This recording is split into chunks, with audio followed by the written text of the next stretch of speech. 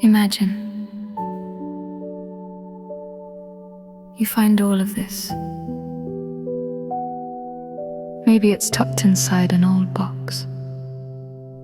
There are letters and envelopes, telegrams, photographs of people you don't recognize, postcards from faraway places, train tickets, baggage tags and receipts.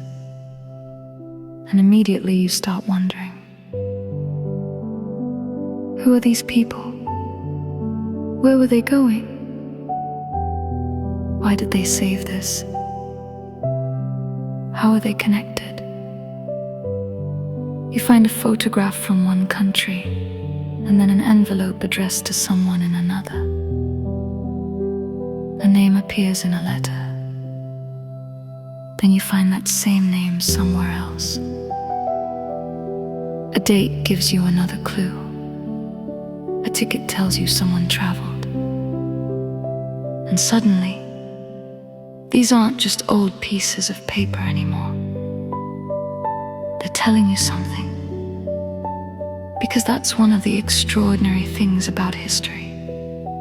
What people leave behind gives us clues about how they actually lived. The letters they wrote, the places they traveled, the people they photographed, the things they thought were important enough to save. And when we put those pieces together, we can begin to see how decisions were made, how relationships changed and deepened, and how people's lives cross countries and years. That's what we're going to do with Scotland 1912, Ephemera Tales. We're going to follow two friends and their families through 3 countries, using the things they left behind to uncover their history. And I'm not going to tell you everything. You're going to discover some of it yourself. So, pick up the first piece. Look closely, and let's see where the story takes us.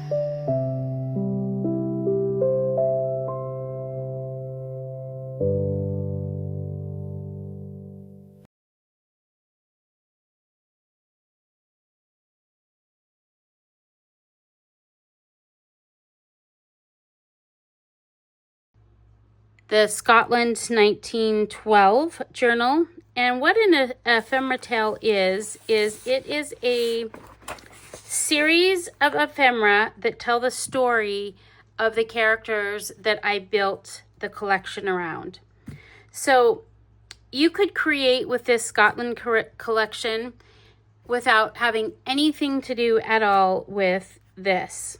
Okay, you could not even care who the characters are or what their background is or anything like that. And you could take the images and the things from this collection and create something that's very unique and special to yourself. I'm hoping that that's what you do. That what I'm doing with these items there is just a sample, but I'm also sharing with you how I create. And that's part of, I'm just sharing with you about me. And when I come up with a collection, I actually get to know quite intimately the characters, the place I've chosen. And there's a storyline that I invent around that so that I'm creating enough ephemera that pertains to that particular place. So I do research about the place. I dive into the music. I create music. Sometimes I create some video, and often I write story. Right now what that is here is this story is being told in ephemera. Let me show you, because I don't want to show you some of the individual specific things just yet, but each one of them will contain a clue as to about the story. So you can see this is one of the items, okay? And you'll get to know who this person is, and you can check things out by looking at the cancellation stamp or the stamp itself, or maybe even the stationery. A lot of the travel ephemera that's in here has, information about maybe a travel date and a location of where someone left. These are passport stamps. There's passport stamps that coordinate with it, but it has a collection of correspondence, letters, and photos, and travel ephemera, telegrams, things like that, postcards, and they're fun. It's fun to put together. And I'm going to say, if you like a mystery and you like getting to know people, this is a great way for you to get to know the characters, because I'm going to tell a short story about these characters. And the one character, Lady Rose Aveline, she lives in Harrogate, and she was part of the Secret Garden kit. You might or might not have used her if you were making that journal. It really doesn't matter, because what this video is about right now is actually showing you how to work with the ephemera, what to print on, and a lot of my tips and tricks and how I get things to look authentic. It won't be a lengthy video, I hope. I haven't made it yet. And I do have this freebie to share with you, this gift. And this gift does pertain directly to the story. Lady Rose travels from Harrogate up to Aberfeldy, where Lady Saunton has a house. And this little ephemera piece would be nice to tuck into your journal or add. It's got the, these are some of the different pieces of the ticket that she has of the different trains. This is the baggage tag, and then here, this is the actual train ticket, and another one of the baggage tags. So it's a cute piece of ephemera. It'll work in any travel journal too. Okay, and I do have another gift for you. So I'm excited about this. I just want to share with you, and as a way of kind of introducing what about printing on paper. Okay, so this is a freebie. This will be just in my Ko-fi shop. You can just go there and download it. It's a little, it's got sayings on friendship, on travel, I think that's up here, and then on Scotland. So they're just little sentiment pieces that would be fun to add to your journal. It's in the color scheme of the Scotland kit. What I want you to notice, though, is the difference in the two images. Okay. Quite a big difference. And this is the difference between printing on the Epson Premium presentation paper matte and just basic paper. So you can see, if you don't mind the aged look, these are still really pretty. I just like the vibrance of the colors, and so I prefer the Epson paper, and I prefer the thickness of the paper. So I've been listing the information about the paper that I'm using in the description box below. It'll be there and in the first comment section if you're interested. So go pick that up. The other freebie I have that's on my site all the time, which if you haven't, because Lady Rose is an artist, if you didn't know that, she pens under, she's actually a very famous artist in this world, and she actually uses the pen name Mikkel. And this is a freebie on my site. It's been there for quite a while. You guys have probably seen it, but this is basically for an artist, so it would be a nice thing to create on Lady Rose's behalf. And I'm not going to show you the whole thing, but it's a catalog of the art supplies, and then it comes with some bits that go to help you to create a little journal. It'd be nice to tuck into like Lady Rose's bag if you're thinking along that way. Anyways, it's a freebie, so you can go and get that also on my Ko-fi site. Okay, so let's get started. I have gathered together some of the types of papers that I'm using to back things on, so I'll start there. So I've got a hanging folder, some of this card that is the card that's in the paper that I purchased, and then this is a file folder. And I just wanted you to notice the difference. There's a little bit of a different thickness to each of these, and so based on the thickness of the item that I'm creating, I will probably glue it onto one of these, and I'll show you that in a minute. I've also, so I'm printing on this, but I'm printing only things that are needing some sturdiness on those, like the photos, for example, because these are going to get glued to some card. I'm using this for anything that needs a little bit of substance to it. The tickets, some of the ephemera, and definitely like the postcards, okay? And then I'm using the koala paper, which is, I don't have that because I'm out now at the moment. But the koala paper, which is much thinner, and it is, it's like this. You can kind of tell the difference. It's a lot thinner. I'm using that for printing things like envelopes and for letters and yeah, anything that I wasn't sure if I was going to like the telegrams on the koala paper or on the card, so we'll end up seeing. But that's what I've gathered. I've also got a few stamps that are some of my distress stamps. I've got one that I work with that has like a little coffee stains, and then a couple of numbers and a signature. I'm not going to be using, I don't stamp a lot, I don't care for stamping, but I do add some stamps sometimes to help the ephemera look more authentic. And then a number stamp, and I use this more than almost any other stamp I own.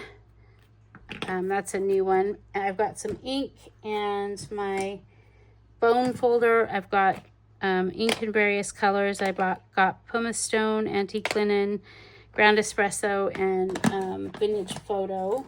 I use vintage photo almost exclusively.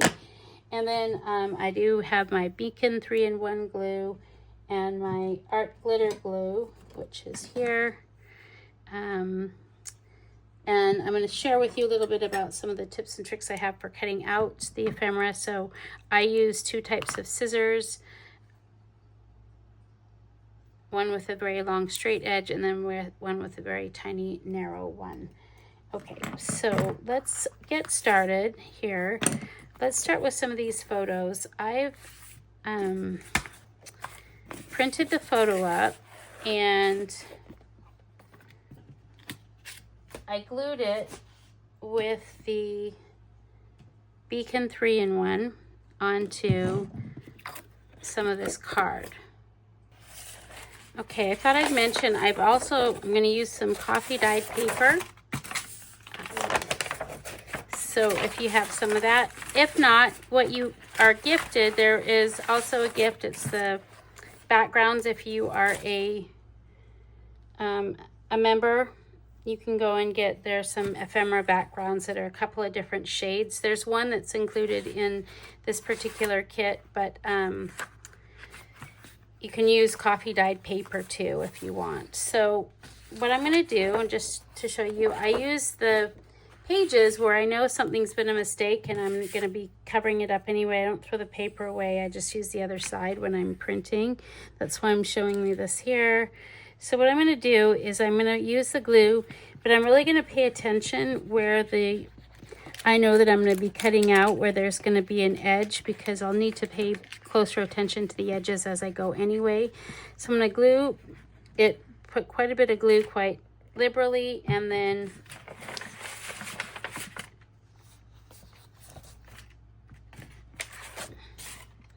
I'm going to glue my photos to that cardboard and really take the time to kind of press in. I want the pieces to be like one piece eventually. Just gonna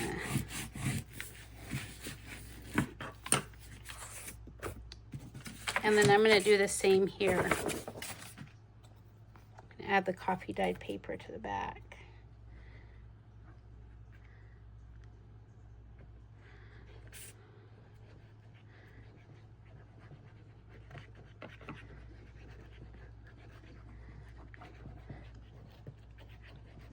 And so as you're unraveling the mystery of these characters, if that's what you choose to do, I'd love to know in the comments what kind of things might you look for in helping you to kind of reconstruct what the characters' lives are like.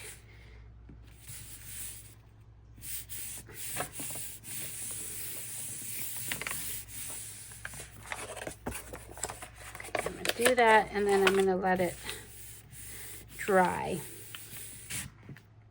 So printing on the hanging folder is a great option, or excuse me, gluing your photos to the hanging folder is a great option because it provides a nice background, and it's, you know, it's actually fairly strong. So I'll show you what that looks like too, not just on the back card. Okay, let's start with some photos. Let's see how I have the coffee dyed paper on the back. I'm not going to do a lot to the photos because I do want, I want you to be able to see what is happening. In other words, I'm not going to distress it so much that it's not recognizable. But one of the things I'm going to do is use a little bit of masking tape, and I'm just going to imagine that it's like been taped somewhere, and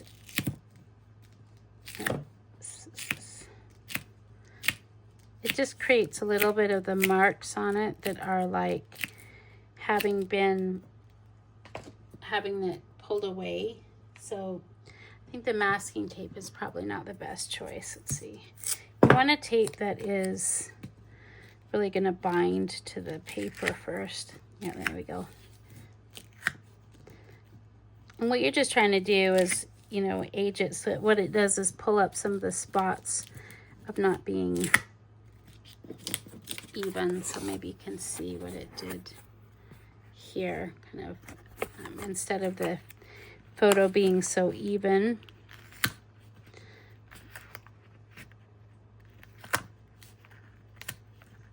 Do that first. And then I'm going to just kind of randomly add. I'm using the vintage photo, and I'm going to just right in the center, kind of on this one, I just added a little bit. See that? So I'll kind of, to have something that has a little bit of a different color, not a lot, but just ever so much. This is probably too much for my taste. Let me just show you how then I cut things out.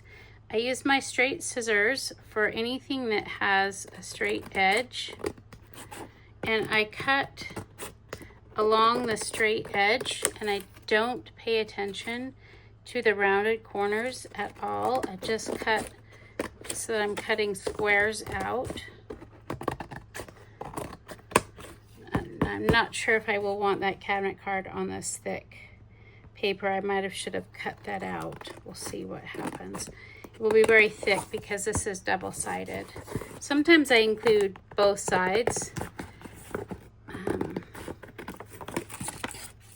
But a lot of these photos, the travel photos, wouldn't have a back of the photo necessarily.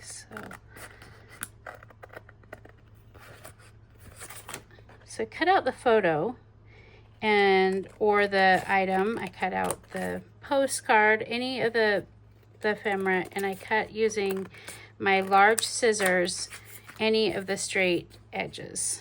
Okay.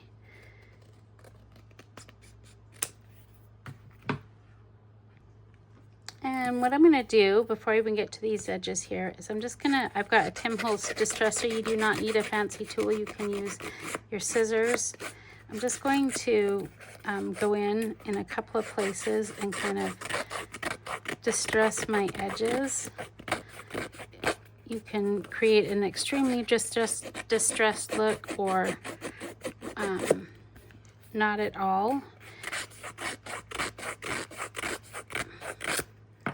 I'm also going to, on this one, because of the age of the photo, I'm going to kind of fold it back and forth a little bit so that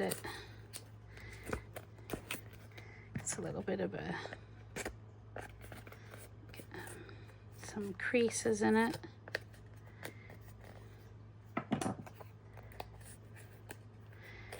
And you can see my gluing job. This is where I'm going to pay a little bit of attention to the glue job, but it also can be a little bit of an advantage. So I'm just going to kind of pull it apart anywhere that it needs to be, right? It's a great way to make a fold before you glue it down. It's a little bit easier to do that in those places, creating a crease. Some of a torn edge. So I'm just going to do that, and I'm going to do that to each one of them, each one of my photographs. I may take the scissors, and then where it would be like a rounded corner, kind of go in and make it not so straight. And I may do that in some of the other places along the way too.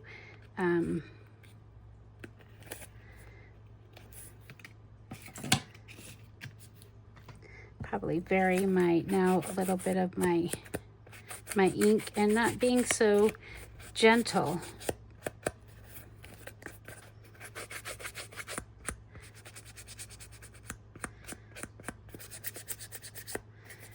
Okay. So before I go too far on this, I'm also going to add some of the other coloring of the ink that I had. Sometimes I like the antique linen to kind of like age or yellow a photo. You know how some of the aged photos have a little bit of that on it. So I'm using the antique linen to do that a little bit now, creating a little bit more kind of uneven discoloration in my photo. Now I'm going to use some glue, and I'm going to glue down my edges here. Okay. Now I'm going to just glue some of my edges in different places. I like to do things at different stages to the photo because in real life, that's kind of what happens to ephemera pieces, is that the aging or the distressing kind of happens over time, and there are little incidents. So, like doing it before I cut it, that's one thing, and then doing it after I cut it, and then after I, glue the edges. Each one, I don't know if it makes a profound, huge effect of a difference visually. For me, it does, and it makes it in the process. And I'm going to encourage you to notice whether this is something you enjoy or not. If it's not, then, having your ephemera extremely distressed or authentic looking, you can check the box of, no, you know what, I'd rather spend my time in my journal doing something else, which is a good thing to know about yourself. And I'm someone that does, so I'm sharing with you what I enjoy. I'm hoping that you pay attention to that for you. So I'm also going to do a couple other things now with this edge here. I've got a little bit of coffee here, and I'm just wanting to do a little bit of damage more to the back and maybe even to the edge of some of these. So I'm going to get it fairly wet, and water damage does, kind of has another kind of effect to it. So I'm just wanting to increase that in a couple of places on this photo. Like maybe that edge too. And so as it dries, it'll do even a little bit more.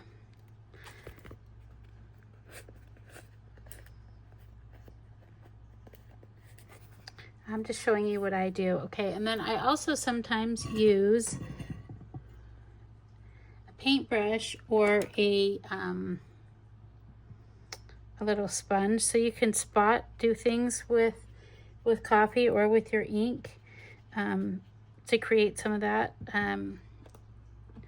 Sometimes I just do a combination of both. This is my coffee, my vintage photo ink. So I'm just gonna, you know, like in some of the places, make it a little bit more like, so I enjoy doing that. So, and you may not. And so I'm just showing you what I could do. So also too, another thing you might do is even like at this point, add some water splatter. This coffee isn't really going to show up, but the water splatter will show up when it's dried as kind of like a more distress on the image. That's partly why, if you don't know anything about the distress ink reacts to water, and so that's partly too, like once it's dry, that's another time that you can kind of add to it. So I'm going to set the photos aside for now because I've kind of shown you I do those kind of steps for a lot of the ephemera. Okay, I've got a lot of photographs to do. I'm not going to do those on camera, but I do want to show you that what you can also do is use some sandpaper. And I have a sandpaper disc I use. So it's another thing. And I vary the techniques too in the order, maybe with the photos, because then they don't look like they're all from the same family. Kind of randomly applying those kind of tips I showed you. That's another thing where the sandpaper can do something. So I'm going to pick a couple of these and use my sponge and a little bit of the coffee so that it's wet. And what I'm going to do before I get to it next is I'm just going to pick a couple of spots where I think it might have been a little bit water damaged, and I'm going to get those places wet so that they dry just a little bit differently. I'm not going to do that on every one, but that's another thing you can do. So I'm just going to probably one more. So that becomes an aging and a different, you know, like a different occurrence. Kind of the way I think about it is like what might have been happening in life with the photos as they went along and they've, you know, aged and been kept. You know, they might have been kept in an unsafe place or exposed to things along the way. Okay, I also want to mention that at a certain point then with the scissors, anywhere that you want to cut away, it doesn't have to be uniform. That's the point with some of this, is like the ephemera at this point, the uniformity is probably gone. These are from 1908, so that would be way over, you know, 100 years old. So it's probably a good chance that, you know, it's fairly distressed. And if you're curious about like, who is this a photograph of? Who are those people? The correspondence, and we'll go over that next. I'll show you how I work with that. That gives you a lot of information too about these people. Okay, so do you want to show you, set those aside. I opted for the cabinet card here to put it on, just leave it on the thinner paper. So I printed it again, it felt too thick to me. So when you have items like this that are, you've been given both sides, like the postcards or the cabinet cards, so you could find that in my kits quite a bit. What I'm intending is for you to fold so that the edge matches on the edge there, and then glue it. So I'm just going to add my glue, and I'm going to pay mostly attention to the edges and even over the crease there.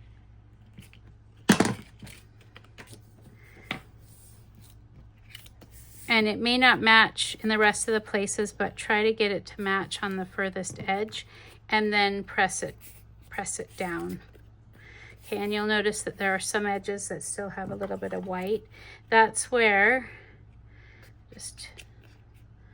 that's why I really like these tiny little scissors. You can really just take a little tiny little sliver off and make it slightly uneven so that it looks more like a little card. So I'm just going to trim those anywhere that I felt like it might need trimming. Okay.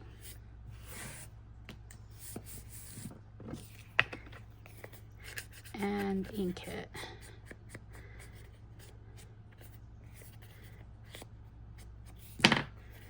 So I wanted to show you, I've done that with these postcards also. Similar, the whole similar type of process. So this is the one I left open here. So you want to make the edges meet. And then you want to fold your ephemera. So I've done that same process with the photos, but with the postcards, and probably a little less because I'm not going to be so aggressive on the aging on the postcards, just because they were probably a little more, in my opinion, I'm telling a story about it, and that's what you can do with some of your stuff, is tell a story about it. I'm thinking that maybe they were, you know, professionally printed somewhere and maybe less cherished. I'm not sure. Anyway, you tell the story you like and then add that to the paper, and that's part of why this kit would be called like an ephemera tales. And there'll be other ones on my site that'll unfold as time goes by. So this is the second one. The other one was the Paris 1924. That one was 2 years ago, called an ephemera tale. Okay, so that's the postcards. So these are items that I would be considering. These two are one-sided, this also, and this, the envelopes I printed on the thin koala paper. This tag I figured would be heavier. It was okay to put it on here because I would be putting it on a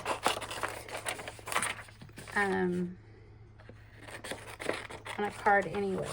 So I'm just gonna do that now. I'm gonna cut out the one that's gonna go on the little bit stronger card, and I'm going to go ahead and glue that to the back of that. And then what I'm going to do here is these pieces I'm going to cut out. Let's see. Of course, I'm using these big scissors, and because these are meant to be envelopes and you won't see the inside, I'm just folding that in half.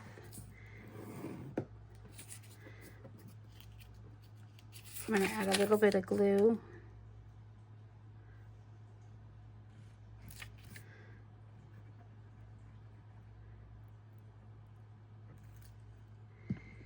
Probably need my precision tip for that.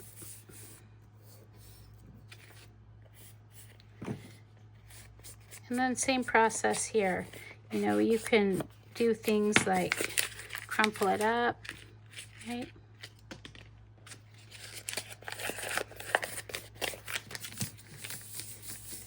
Pull it back out. When you have those crinkles, then you can emphasize them by using a little bit of ink if you want.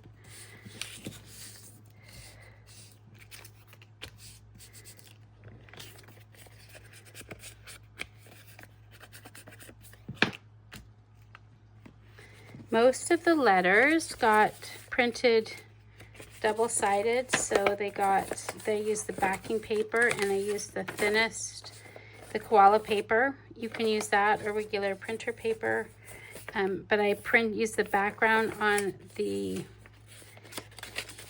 letters, and I did not do that. I did not double-side the envelopes. So these are a lot of the correspondence that comes with the kit. This is actually based on the date. It says December 8th. It's just a sample of it. You know, my dearest Sophia, Somalia, India, December 1st, 1908. She said, "Hi, I am unsure how long I will remain in India. Time will tell. With all my love, Mother." So these characters have a story, and you don't have to follow it, like I said, but you can mix and match the envelopes and the letters if you want, or you can look at the dates and the different information on the envelopes and who they're addressed to and who the letters are addressed to, And if you've done it correctly, you should end up with, if things are close on fitting too, you can just adjust a little bit on the size. Yeah, there we go. Because this right here, these are all the letters that come with the kit. So they basically tell a story. So there's 5, 6, 7, 8, 9. There's 9 correspondence in the kit. It's a really lovely kit if you like ephemera. Okay. And then we come to also have these, which are the telegrams. So the telegrams I printed on the Epsom Premium, and I'm going to do the same thing with those. Just going to cut straight. They got printed double-sided with some of the backgrounds that are in the freebie section of my shop. And those get the very same treatment as the others, which is basically when I cut it straight, and then I'm going to worry about the edges that are kind of mashed later. So we'll do one. I'm just going to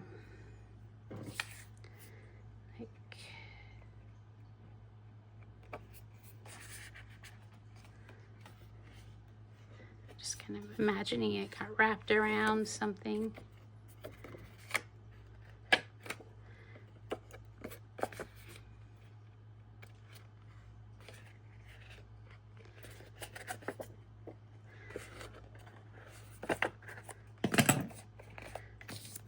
And then I treat these the same way that I've treated everything else. So, and I should have mentioned that about the correspondence. I worked on the edge of the letters and things like that to create a little bit of an aged effect. Okay. Can be cut out with these scissors. And then just glued into the passport if you want. This is, well, I'm not going to tell you whose it is, but you can tell by the visa stamp and the date whose passport it goes into. And this is kind of, I guess it's my way of providing for you a story and a mystery, and then some fun if you like working with ephemera. So let me know if you like the idea of this ephemera tales. It's kind of a newer concept. I meant to do more of them after the Paris 1924 kit.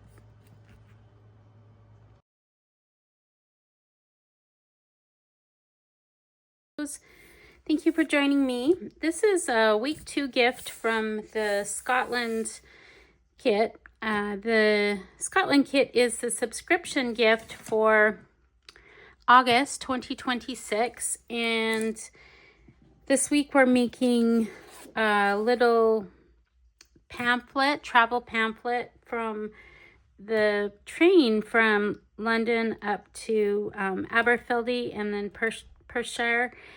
And I have printed, it's 3 pages. I have printed the pamphlet itself, front and back, and you can see that I still need to trim here.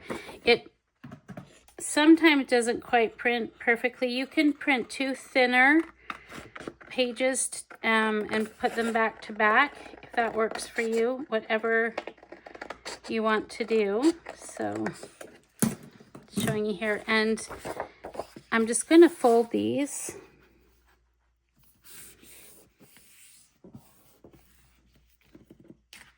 And on itself, it's actually quite easy to do.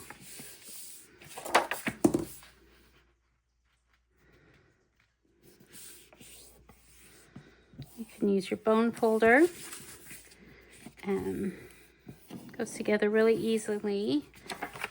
We'll tuck into any part of your journal. Okay, so what I'm going to do is cut out the pockets. You could use either set of pockets, and I'll be right back.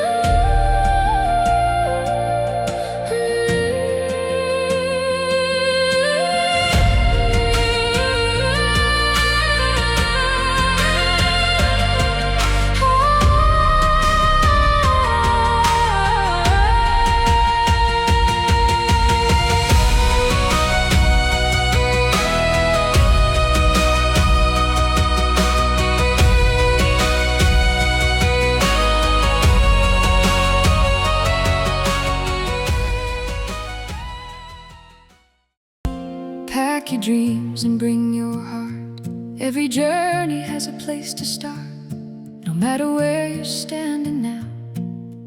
One to wait somehow, one small page, one painted sky, 1,000 places passing by.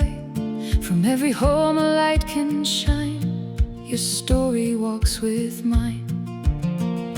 When you can't buy the ticket, see the world with your own eyes. Until then, follow your heart. We'll